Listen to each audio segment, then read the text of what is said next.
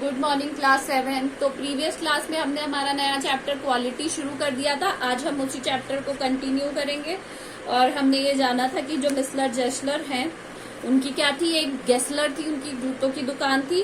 ठीक है। One went in not as most shop but restfully as one enters a church.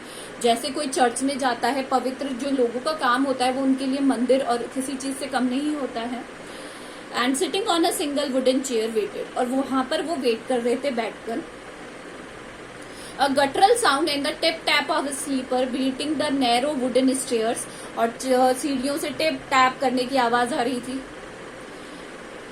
And he would stand before one without coat a little bent, वो बिना coat के बैठे थे, थोड़े झुके हुए थे। इन लेदर एप्रन, उन्होंने जो एप्रन पहना हुआ था, with sleeves turn back, sleeves को फोल्ड करके पीछे किया हुआ था। Blinking as if awaken from some dreams of boot, ऐसा लग रहा था कोई ड्रीम से उठे हैं वो। And I would say how do you do mister Gessler, आप कैसे हैं? मैंने उनसे पूछा आप कैसे हैं mister Gessler. Could you make a pair of Russian leather boots, क्या आप मेरे लिए एक पेयर बना देंगे रशियन लेदर बूट्स का। Without a word he would leave me retiring whence he came, और बिना कुछ भी कहे, सिंगल वर्ड कहे हुए वो मुझे वहां छोड़कर चले गए। और into the some other portion of the shop, कहां पर चले गए? शायद कोई दूसरा पोर्शन होगा दुकान का वहां।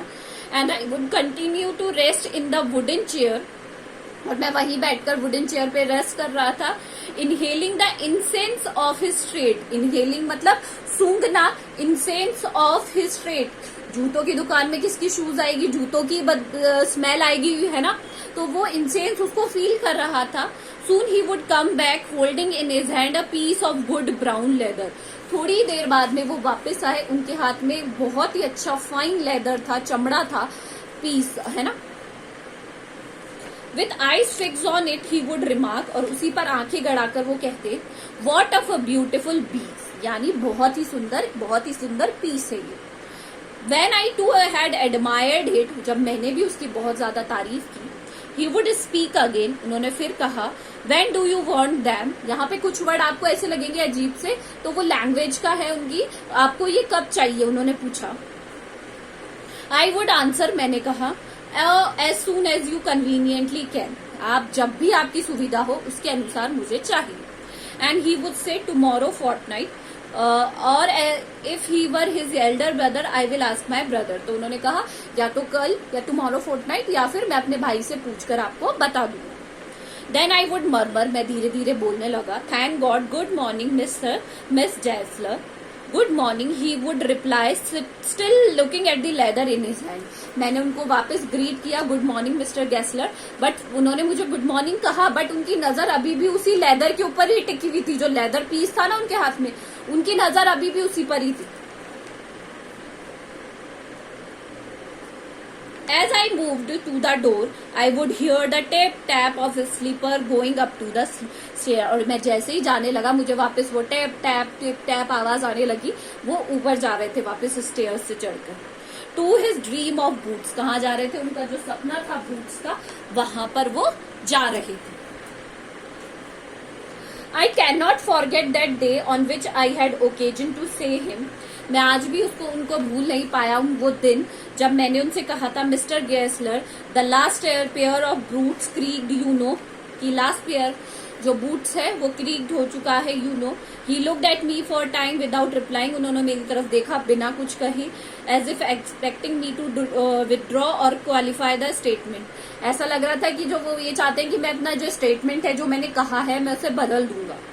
Then said I should not have greet, तो उन्होंने कहा नहीं ऐसा कुछ भी नहीं है। I did I am afraid, तो उन्होंने कहा it did I am afraid, मुझे डर लग रहा है। You would then wait before they found themself, ठीक है, वो खुद ही अपना रास्ता ढूंढ लेंगे। आई डोंट थिंक सो, तो मैंने कहा नहीं ऐसा नहीं हो सकता। At that he lowered his eye, इस बात पे उन्होंने अपनी आंखें नीची करी, as if hunting for memory of those boot, ऐसा लग रहा था वो अपनी कल्पनाओं में उस बूट के बारे में सोच रहे हैं। And I felt sorry I had mention this grave thing, और मुझे सॉरी फील हुआ कि मैंने उनके लिए एक ऐसी चीज के लिए बारे में बात करी जिनके बारे में शायद वो भूल गए हैं। Send them back, he said, send them back मतलब वापिस भेज देना। He said I will look at them, मतलब जो मैंने उनसे कहा कि मेरा जो तुम्हारा जो बूट है वो फट गया है, क्रीक हो गया है, तो उन्होंने कहा आप उसे वापस भेज देना, मैं देख लूंगा। सम बूट्स, ही कंटिन्यूड स्लोली, उन्होंने कहा कुछ जो बूट्स होते हैं आर बैड फ्रॉम बर्थ, वो क्या होता है बाय बर्थ ही बुरे बनते हैं, है ना, जब बनाते हैं उन्हें मेकिंग होती है। If I can do nothing with them I can take them off your will, अगर मैं उनको ठीक नहीं कर पाया या फिर मैं उन्हें नहीं सही कर पाया तो मैं तुम्हारे पैसे तुम्हें वापस दे दूंगा। Once only I went absent-mindedly into his shop in a pair of boots bought in an emergency at some large fund. और मैं जब वहां पर उन्हें वहां बूट्स लेकर गया जो कि मैंने कहीं और से खरीदे थे, मैं उनके पास लेकर चला गया। एब्सेंट माइंडली मतलब मेरा दिमाग थोड़ा अपसेट था। He took my order without showing me any leather, उन्होंने बिना किसी लेदर को दिखाए मुझे मेरा ऑर्डर ले लिया। And I could feel his eyes penetrating the inferior covering of my foot, और मुझे ऐसा लग रहा था कि वो अपनी इस गलती को क्या करना चाह रहे हैं, छुपाना चाह रहे हैं।